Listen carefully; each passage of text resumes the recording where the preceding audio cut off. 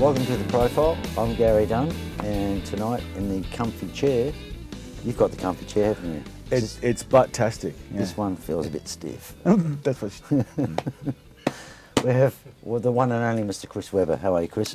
I'm very well, Gary. Thank you very much for having me here. Mate, I didn't ask you to be here. Who did? You don't want to. He said, who is he? So, he's bullshit. Yeah, I know. You're a fan from way back. Well, he's filled in. He's One gig. very good drummer. Yeah. Chris, I've just given it away. You play drums now. Yeah. Where were you born? King Edward Memorial Hospital, 1975. Yep. And been a Perth boy pretty much ever since. Yep. Really. Grew up in Morley, and We won't hold that against you. No. But then my dad was in the banking industry, so he was like moving around a lot. So we moved to Geraldton, and it was funny that we moved there in '86. And as soon as we got to Geraldton, like everything just seemed brighter. You know, you're like out of Morley to like the coast, and like we could run from our front door to the water in like 5 minutes. It was like amazing. There's more sunshine in Geraldton, that's why it's brighter. But It's pretty windy too. so, what instruments do you play? Just drums. Just drums? Yeah, I bluffed my way through trumpet in year 3. Like drums, I'm self-taught. Can't read music, can't count. And You can count to 4, surely. You're a drummer, occasionally, so- yeah, at the start of the song, Yeah, sure. yeah. I might say 7, 12, 9, 1, but it's still it's a pulse. Yeah, what was the light bulb moment for you where you decided to play drums? My dad and my mum had this amazing record collection, so it was just, I literally ate the record player. They had this old thorn wooden thing, and I would just put my teeth into it and just play records. But my dad bought me Kiss Dynasty when I was 5, and then around the same time, so that was like 1980, and the Japan tour was like broadcast on ABC.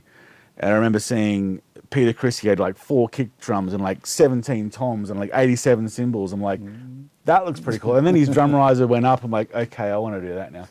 And my parents had this couch, so it was like a vinyl arm. So how I started playing was like banging the side for the kick drum and slapping the top for the snare. That's how I taught myself how to play drums. It's crazy, isn't it? Yeah. I didn't start till I was 14. So what was the first major band you played in? It was Hostage, 1993? Well, there was high school bands. Yep. I went to school with like quite a few key Perth people. So there was the first band I was in was a band called Fallout, and that was with like Alan Healy. Oh, right. Gavin Healy was in it for a while as well. And we... The Irish Brothers. Yeah. So that was crazy senior high school. Wow. That doesn't exist anymore because they bulldozed it. Yeah. And we played our first gig, I think I was 15 or 16, and Stuart Robinson was my drum teacher. Oh, and cream roll. Yeah, like I used to have to go to church because my family were religious back then. And went to church, and Mum, there was the church band, and Mum talked to the drummer and said, "Do you give lessons?" He goes, "Yeah."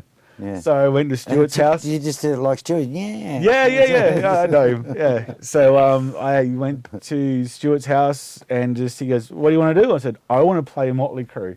Yeah. He goes, "All right, go." And that was it. Yeah. So our first gig with the Healy Brothers was at the Belden Tavern in between Stuart's set break band. So we played like 4 songs. You know, we were 15 or whatever.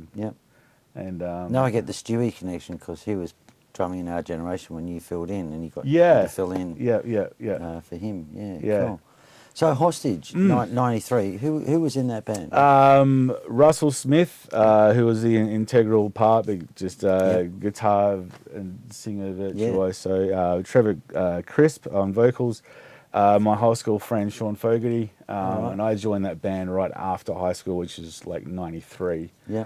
And first gig was Ocean View Tavern, and then it was, we were a glam band because we were really heavily into, I mean, I was a metalhead, but like Russell and Trev were into like Kiss, Poison, Slaughter, Spread Eagle, all those sorts of bands. So we were writing originals around that sort of thing, but obviously to play originals you can't you got to play covers like everyone has since day dot. Did you play originals in that Yeah, time? But yeah, absolutely.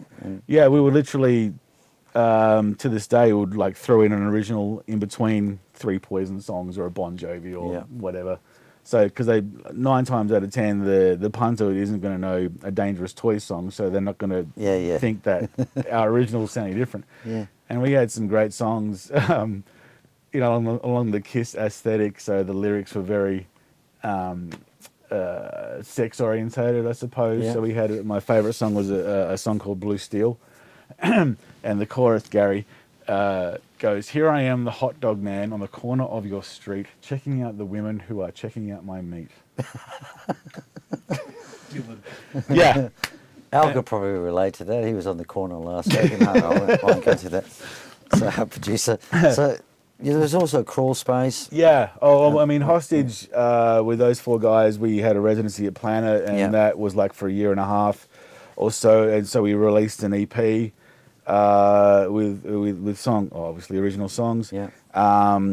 After that, I think we had a guy named Dan Bowles from the UK come in, and Sean was sort of pushed out for Dan, and then we started recording another Hostage album, and that became the Crawlspace album. So Russell became the vocalist. We became a 3-piece. Ross Stewart, he had Hook Productions, and then he created Embryo Records and Phantom Records and that sort of stuff. So Hostage sort of Crawlspace took off. We got our first single, Afraid, got picked up by Triple J. I think that was around it was like 18 months of just this meteoric out of control thing. So Triple J picked us up, and then we got the Adopt a Band, Triple M Network picked us up for a month, and that was our second single, which was Away. So we had like this Nirvana-esque heavy song, and then we had this Matchbox 20 contemporary hit on Triple M.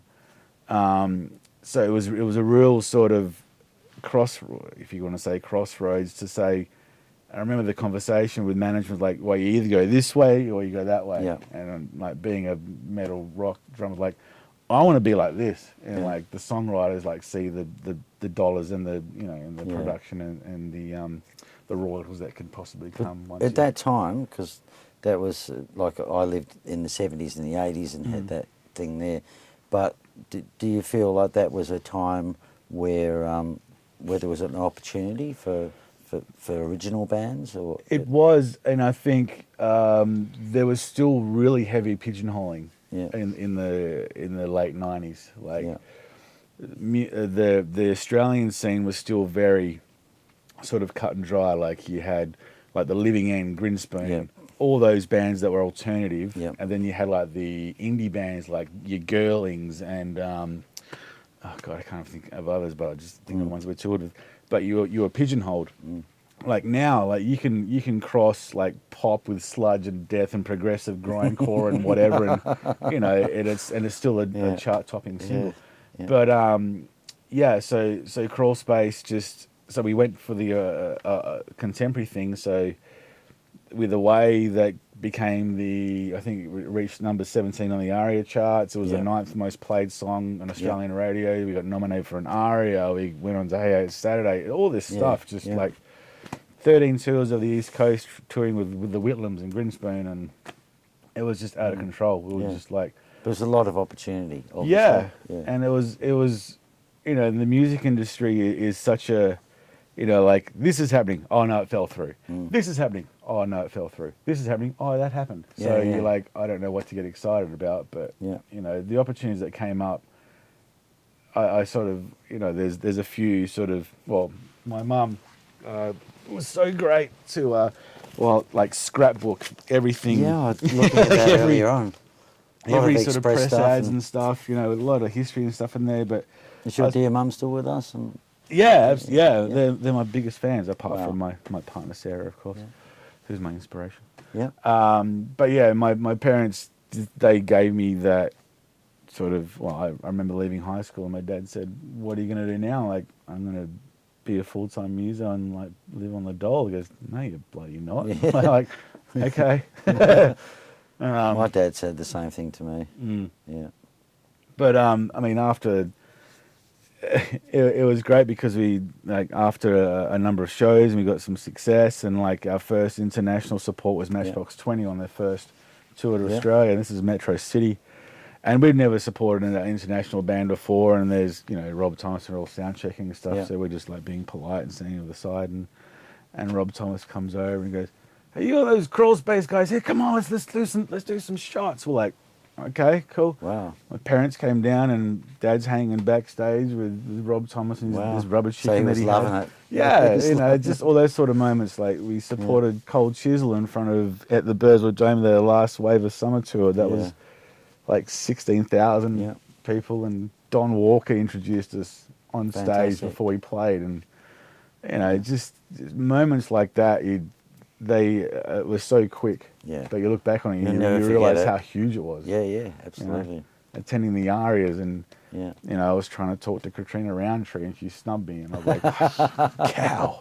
Was that your biggest bummer in your life? Yeah, pretty much. That and not meeting Aggro. Okay. Yeah. So Sleeping Giant, Full Scale, Ben Marito, these are all bands in that time. Because I left Crawlspace and toured around like Europe for about 6 years, like driving coaches, just being a backpacker and seeing the world. Ended up in New Zealand, and then got back to Perth in end of 2006. Yep. And again, just met up with some key people from back in the 90s. I mean, it was funny that the Hostage Crawlspace era was sort of towards the end of, I guess, the heyday of the 80s bands. Like we were still playing with like your Dave Crosby's and your Graham Greens. Like I played with Graham Green for one gig. Donna and Jamie Page and all those guys. Awesome, we were awesome musicians, awesome people. Yeah. And we were sharing stages with all these guys, and then I came back in 06 and it was just all changed. I sort of, on the one hand, thought, if I just stayed in Australia, then I would have been to where, like, it's when, like, Eskimo Joe, Gyroscope, Carnival were really starting to break. And I thought, I should have just stayed, but, like, no, whatever. But that was probably, it's one of those sort of things that I feel like if I stayed and just kept on slogging away, maybe I would have got somewhere, but I wouldn't have done the Europe thing, which just broadened my mind in terms of travel and meeting people and just experience that way. What was your favourite TV show growing up? God, The Muppet Show, Knight Rider. I think it was mostly for the theme songs. A lot of it, like especially like Knight Rider, Dukes of Hazzard, 18. The theme music was key. So and then you drew you in. Yeah, even like the Get Smart theme, and then I just switch off and go, all right.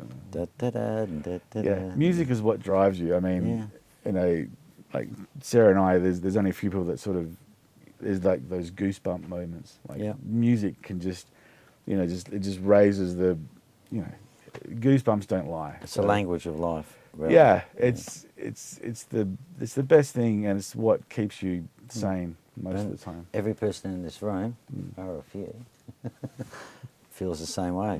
We've all been touched by it. So and that's what keeps you going back. I mean, it was a. You don't do it for the money, that's for sure. No, well, I tried like all of us do. And the dream was always to be that hired gun and get picked up and just do the endless American tour or European tour or whatever, like leaving Crawlspace to go to Europe.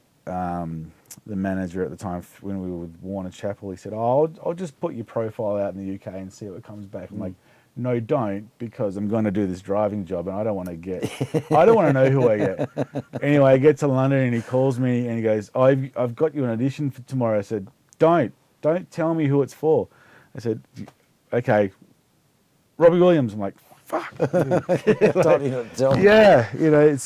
that sort of stuff that, it's not the one that got away, but it's the dream that I always just wanted to be that never-ending touring drummer sort of thing. Still happy and blessed to be playing with the amount of caliber exists in Perth in Australia. It's just so in the middle of all of this, I've got Slim Jim and the Fats. Yeah, who you you know Jamie, don't you? A little bit. Just He's celebrating his Can I tell you? Yeah. He's celebrating his 35th anniversary this year. Wow. Of Slim Jim. Yeah, it's amazing, isn't it? Yeah. What a run. But he is that hot. The Slim Jim and the Fats family is, you know, it's something that you just.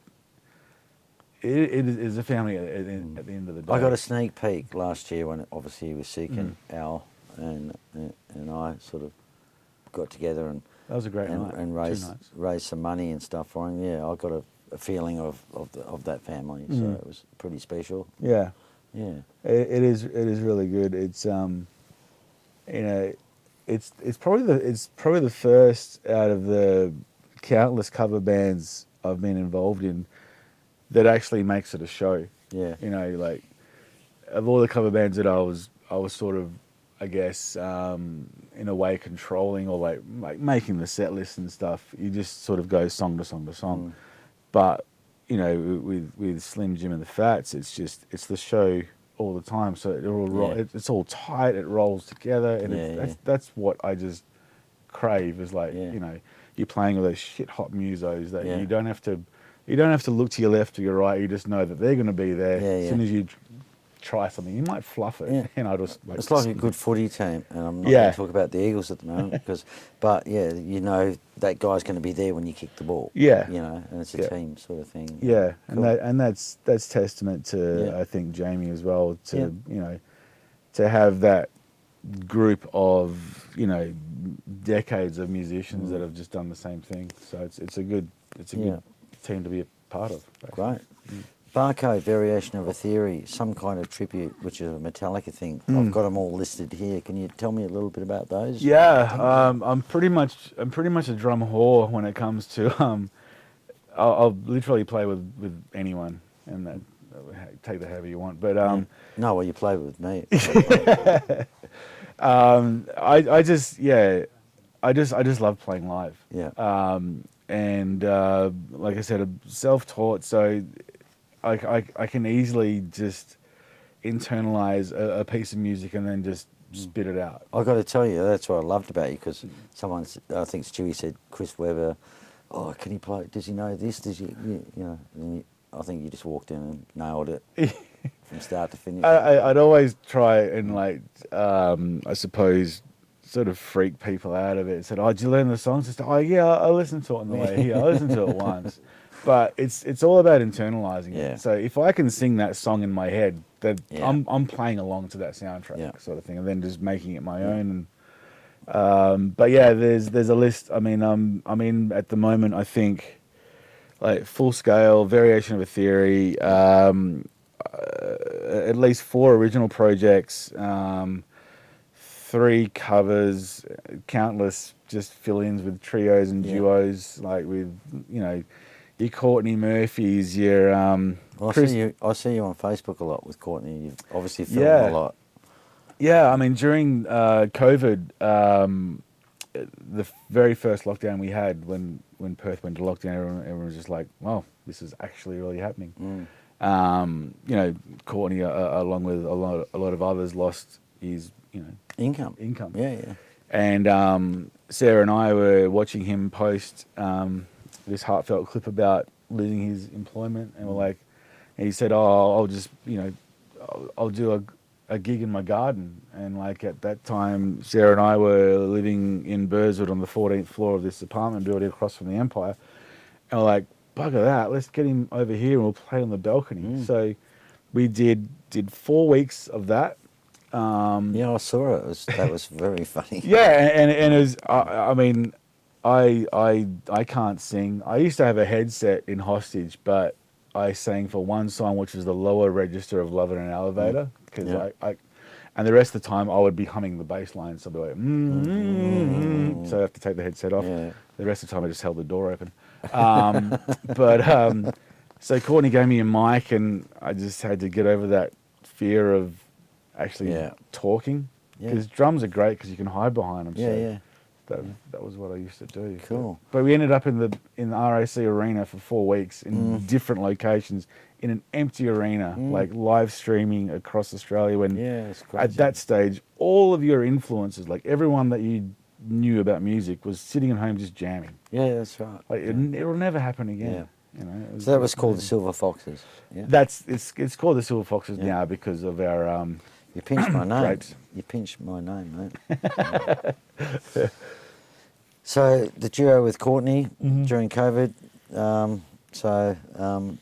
Metallica thing, yeah. I mean, Perth has always been renowned for its cover bands and stuff. Yeah. But hey, I mean, we always say every band started playing covers. Of course. Yeah. That's just how you start. You emulate your idol and take certain bits and make it your own. And that's what I've done my entire career. Is like, I like that, I'll try and emulate it, and it becomes mine, and it goes into my toolbox, and I've got a certain toolbox full of rolls and things, and it works, I suppose. Chris, what's your favourite band of all time?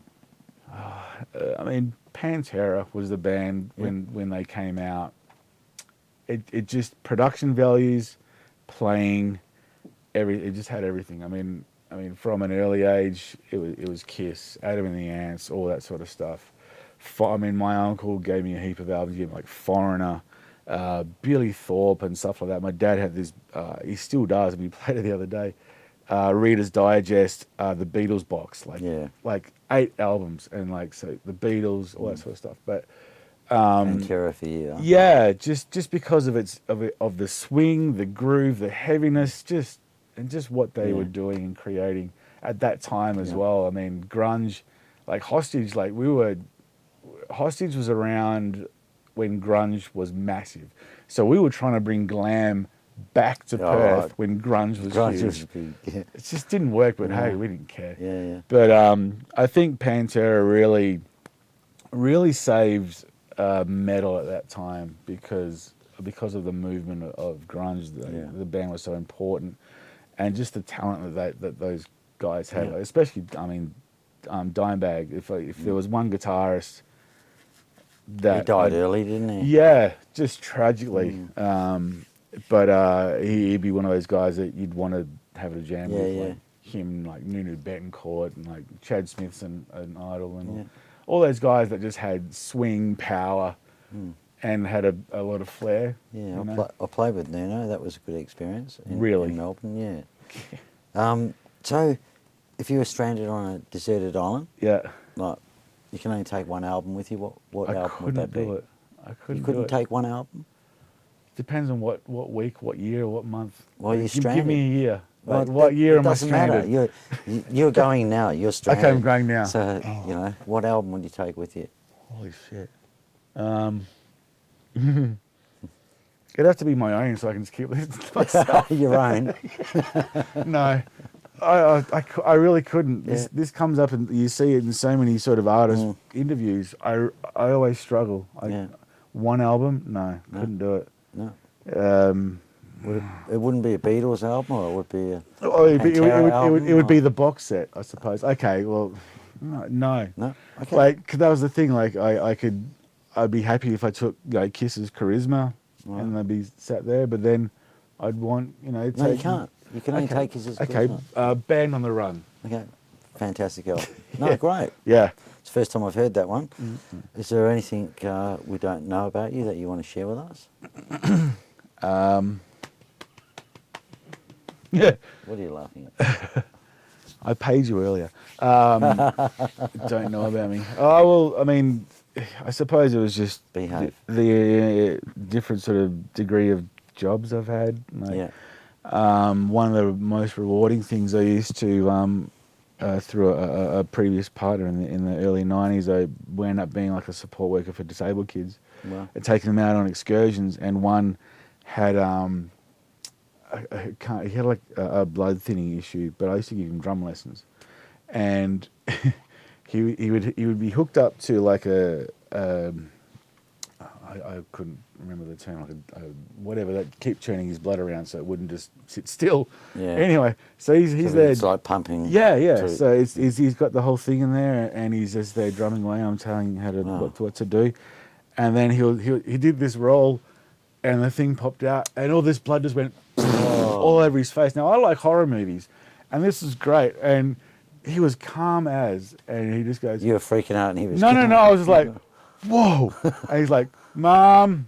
And he was like just still like just keeping the hats going. I'm like, wow. He kept time. Yeah. Rock and roll. The show must go on. Yeah. So I mean, it's such a to see how loving the parents are to the kids with disabilities and just that, and then driving for bus around Europe for 3 years. That was a pretty killer job. Yeah. And that was just after Crawlspace, so it was weird to be on the other side of the world. And then I'll be driving the coach, and someone would say, "Are you the drummer from Crawlspace?" I'm like, "Yeah." That's Weird. pretty special. Yeah. But even, it's such a small world. Like I'd be in Florence in Italy, and one of my friends that I went to school with in Geraldton was on my coach. I mean, what are the odds?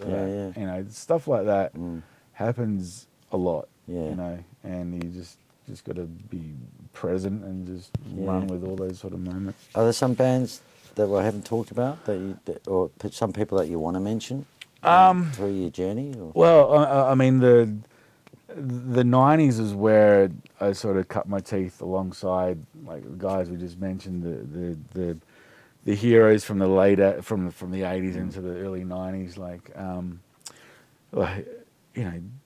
Donna, James Horner. Like I used to live with James Horner. James Horner? Yeah, I've heard the name. I don't think I know him. Just, two drummers living in a house with a singer. Who won? Well, James, he had a better kit. So you'll see in the pictures when they come through. My first drum kit was his what we call Dolphin Blue Max Tone drum kit. Max Tone. Oh, and Sid Smith at the drum shop in East Perth. He called me the guinea pig to try out the skins to try and make this piece of shit sound good. Yeah. But because I hit it that hard, like we played at Planet, we had Bob DeWolf doing sound and Anthony Steele on the lights with his punter control stick. Legends of the industry. Yeah, back when they had dollar bourbons until 10 o'clock, so you'd have 2 trays and go backstage. It was just the best time. Yeah. And then the crossover now is, I'm in mid 40s, and all these bands that are like, I'm out there, and there's kids like, what are you, like 25? I'm like, no, I'm 46. I'm like, what? I'm like, but that was me 20 years ago. Silver hair, mate. Yeah, it is. Do any women ask you what highlight number you use or what? No, they just think I'm 40. I'm obviously a lot older. Well, if I look like you when I'm 40, then we should be okay. Okay. Do you have any unfulfilled ambitions, Chris? Is there anything that you wish you had have done, or? Yeah, just to get that world tour, being a hired gun.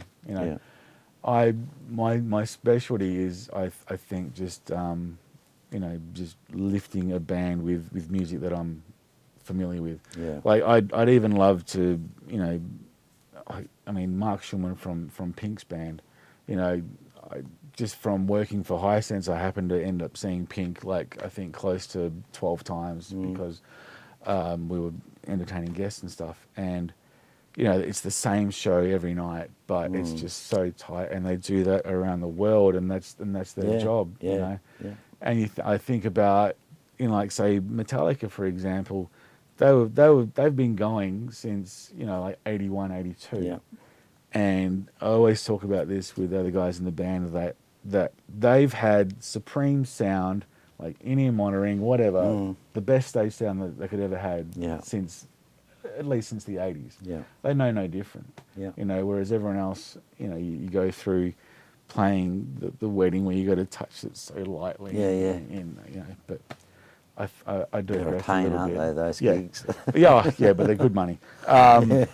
So just doing that big European American tour, the current climate we're in now, will we ever get there again? I don't know. You talked about high sense. Yeah. So, yeah, that's what I knew you from at the time when you filled in for us. You worked there for quite some time, didn't you? Yeah, I did 15 years with them. Started, I was in New Zealand working for TIAC, or as the Kiwis called it, Teak. Teak. Teak Bro. They say sucks. Yeah, well, I mean, Hisense was rebadged TIAC in New Zealand. Okay. And then I wanted to come back to Perth because I was gone for like 6 years, and they said, they might need a rep in Perth, and they did because there wasn't anyone here. So I was it until 2 months ago. Yeah.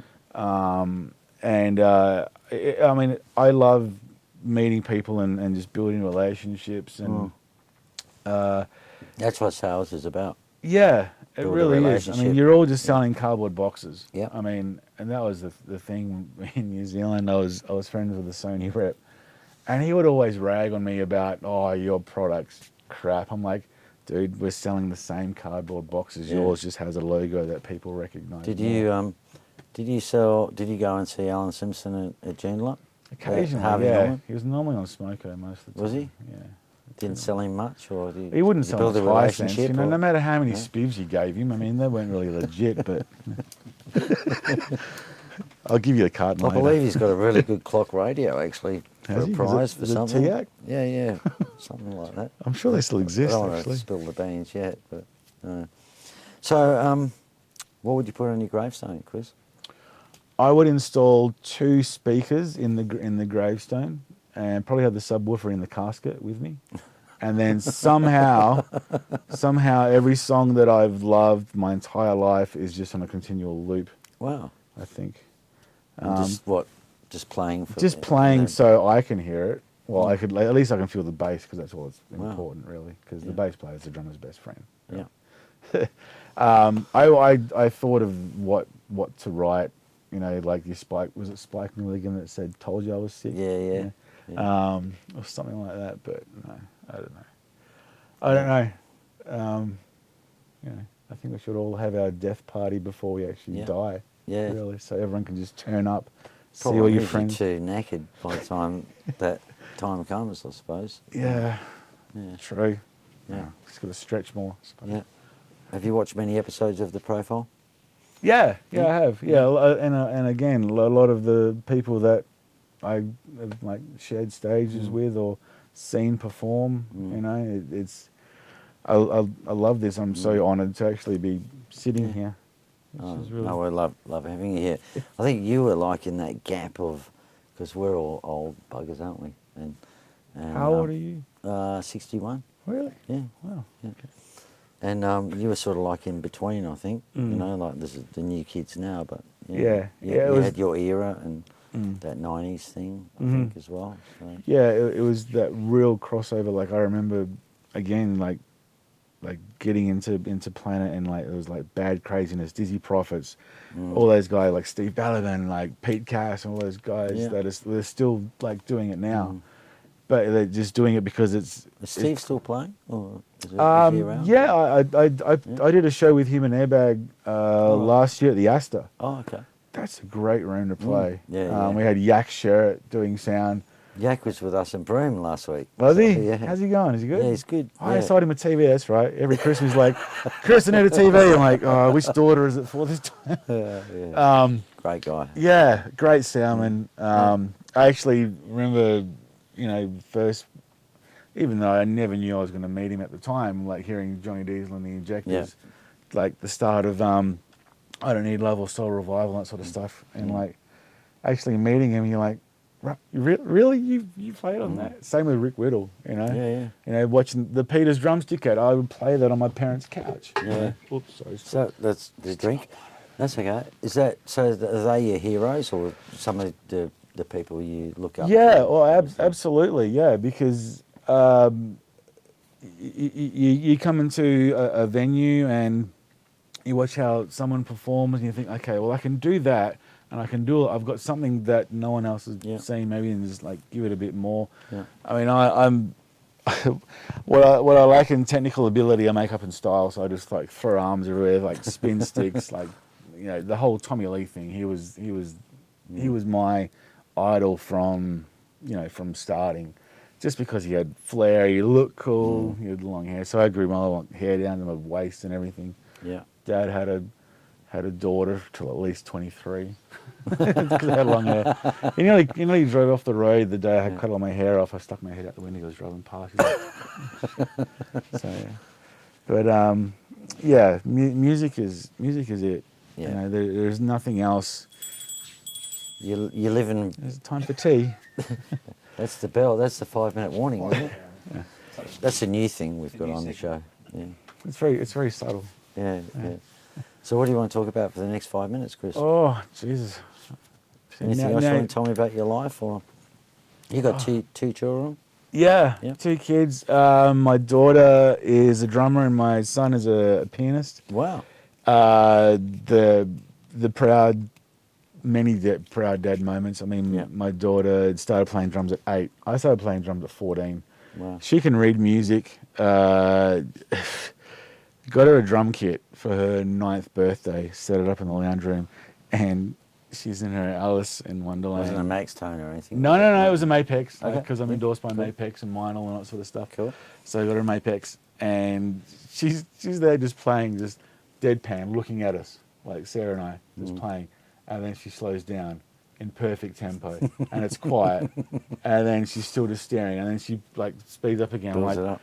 you little cow, you know, but amazing, you know, and my son as well, he can read sheet music for piano and also by ear and by feel. Yeah. Because that's how I learnt, just by feel and just by ear.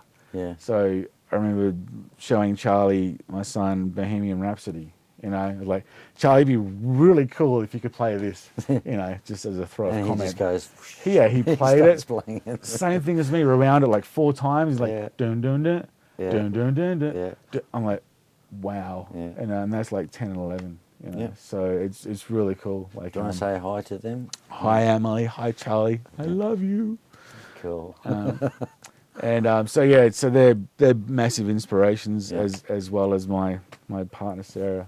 I mean, you need, as a performer, you're so self-conscious about your own skills and everything. So That's just that little man talking in your head. yeah, like I should do less of that. Oh, no, I shouldn't have done that. Do I look like I'm doing too much? You know, but to have someone that just, you know, believes in you and say, you need to do more of that and more of that. I'm like, okay. That's Jamie turning around going, Chris. He just turned around and goes, yeah. I'm like, cool, okay. So, so I'm literally, for the last like 2-3 years, I've been the most confident and have had the most joy in playing drums like ever. That's really nice to hear. So, and also technology, like in-ear monitoring and like stools that like I can feel the kick drum through my butt, and you know, just the amount of if you don't know about it, Porter and Davies, it's a tactile monitor. So I've got this trigger on my kick drum that goes to this, that goes to my butt. So when I kick the kick drum, it just ruptures it. So but just the conversation but throughout my teens and my 20s, you're using so much energy because you just want to feel it, and like I had the side feel like blasting at me with no ear protection. More kick drum bob, and because you just want to feel what the punter can out the front. So with all this new gear, I am just dialed into my drum kit. Using less energy than I ever have before. I don't get calluses anymore because I'm like, I sound great. You know, this feels amazing. I look cool. Yeah, good on you, mate. Excellent. No, it's good that you got the confidence, and that's what it's all about. As well. So and again, I'm feeling good. So and playing with the players that also love what they do. You know, music is king. Like again, like everyone that. I love everyone that I play with, and just so fortunate to be able to, you know, do it on a weekly basis. I feel your passion. I do, really do. And it's great to have you here. And I just want to remind the viewers, if you want to subscribe, go onto YouTube to the profile. And Chris Webber Drums too. Yeah. Chris Webber Drums? Yeah. Give yourself a plug, Chris. Go for that was it. Yeah, that was Chris it. Webber Drums on YouTube, Instagram, Facebook, everything. Yeah. All links are there. Cool. Yeah. get If you need a fill-in, I'll just haul myself out to anyone. Okay, so that's the profile for this week. Chris, thanks so much. Thanks, Gary. Thanks for coming in. I really enjoyed talking to you and hearing your stories and your journey, and keep going. It's great. Thank you. No, great. I will. Thank you for watching, and we'll see you next time. Thank you. Away is the new single for the Western Australian band called Crawlspace. Their actual CD is due out in October. It's called Motion. They're making their television debut tonight, which is very scary, so please welcome Crawlspace with Away.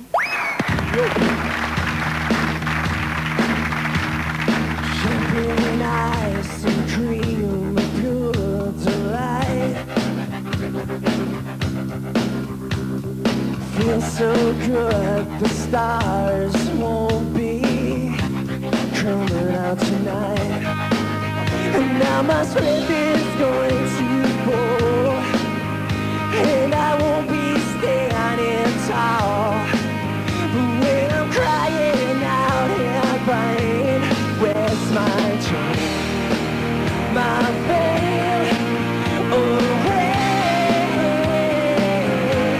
where's my chain, my veil? Oh,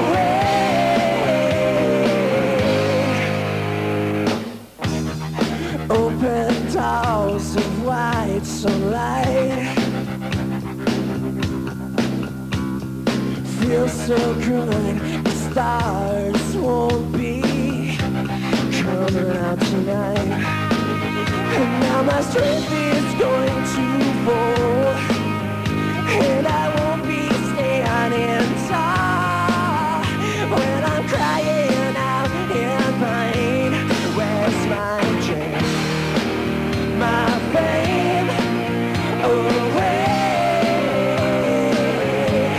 where's my chain, my fame? Oh, I guess I gotta hold on, but I'm just not this strong. When the lights go out, I pray for my chain, my fame. Away.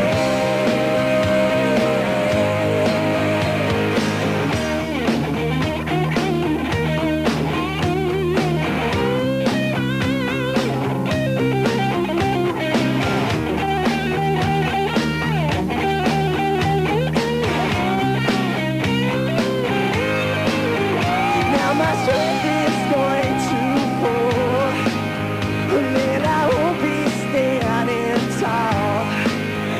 When I'm crying out in pain, where's my chain, my fame? Oh, where's my chain, my fame? Oh, I guess I gotta hold on, but just not that strong. When the lights go out, I pray for my chain, my fame. Oh,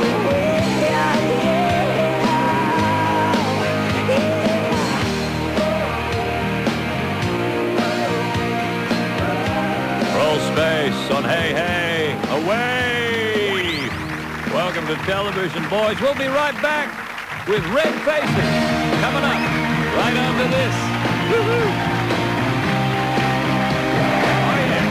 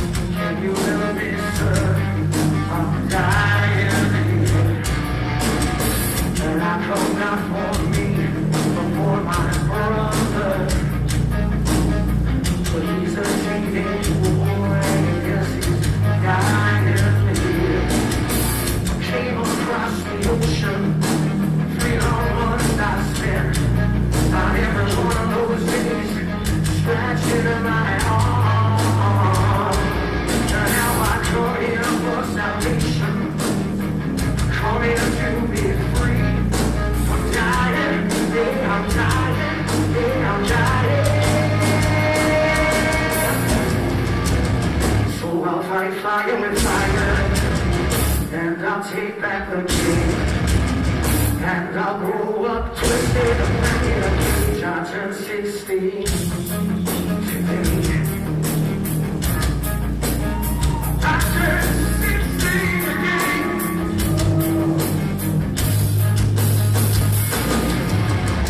Listen to the spirit when I feel the words of you did. And then you walk out, come to me to live on the oh, let us see how many people I got. Don't mind what thought I said, but I'm dying, I'm dying, I'm dying. So I'll fight for you and fight it, and I'll take back the game, and I'll grow up within a fucking page.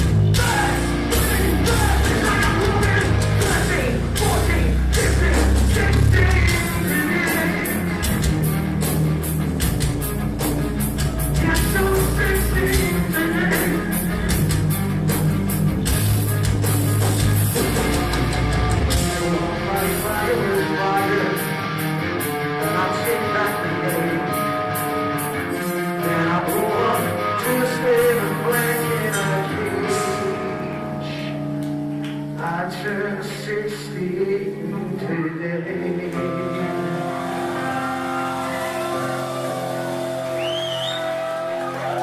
Maybe if you chill out enough, the kids will hear you on Madison Avenue. Make some fucking noise.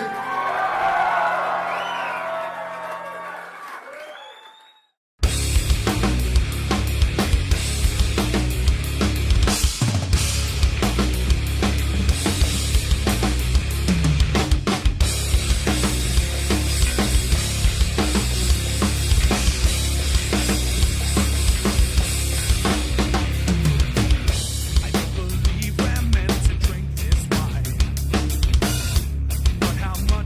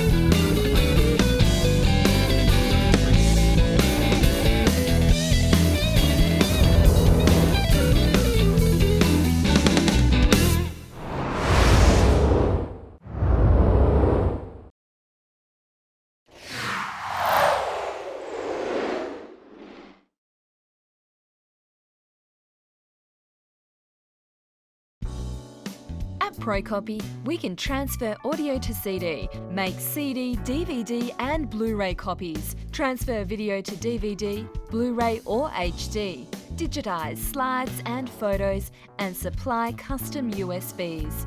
You can see more details at procopy.com.au or call us on 08 9375 3902 for more information.